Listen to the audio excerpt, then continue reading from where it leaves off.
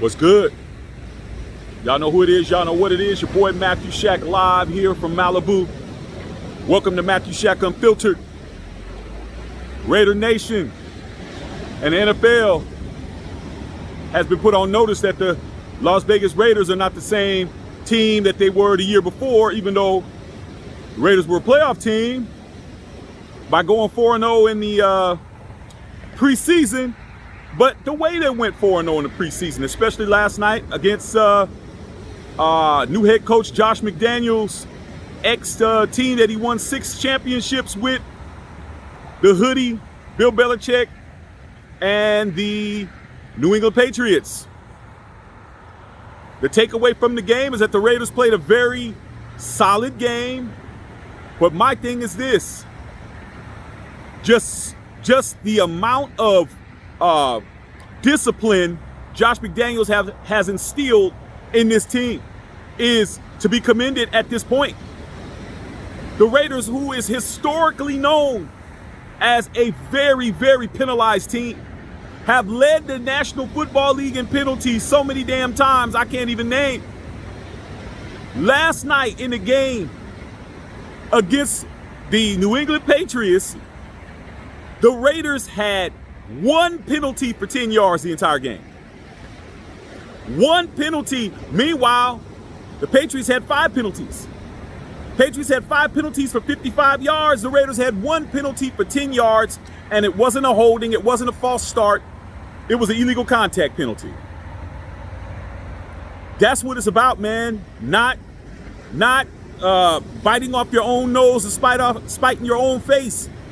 Not killing your drives, not shooting yourselves in the foot. And, it's good and fresh to see that the Raiders are playing like a functional, not dysfunctional, functional organization, functional team. Great running game going on right now. We haven't seen the starters, but the second string and third string quarterbacks, Jarrett Stidham and Chase Garbers, they played well. The running back by committee, looking good. So what's the concern?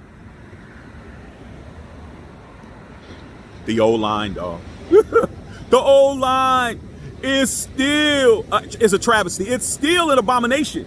It's still bad. Okay? Alex Leatherwood, make sure if you haven't seen the video that I put on Alex Leatherwood, I'll attach it at the end of this. Make sure you check that out. But that kid, man, we can't rely on him. There's rumblings that he will be traded or let go. I just saw a post from a Cincinnati Bengals site, fan site, talking about should we go after Alex Leatherwood. So there is some interest because teams like the Bengals are looking for depth on their offensive line, and that might be the answer, is just to keep the kid, man, and see how it pans out. But he's led before last night's game, he's led the team in pressures with 7. He gave up a couple of sacks last night.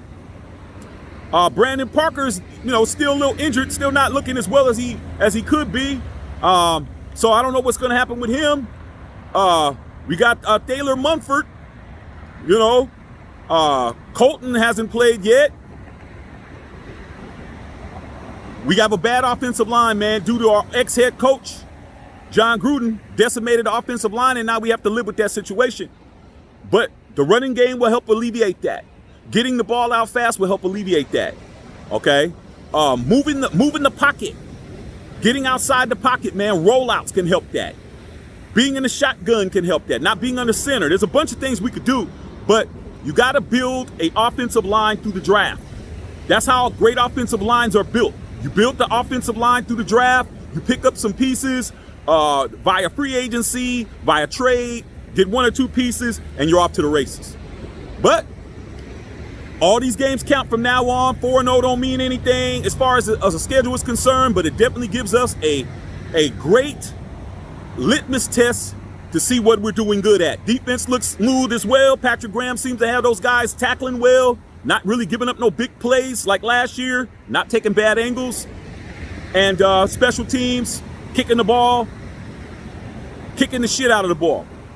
That's what it is, you guys. All right, man. Love all y'all out there, man. Matthew Shack Unfiltered.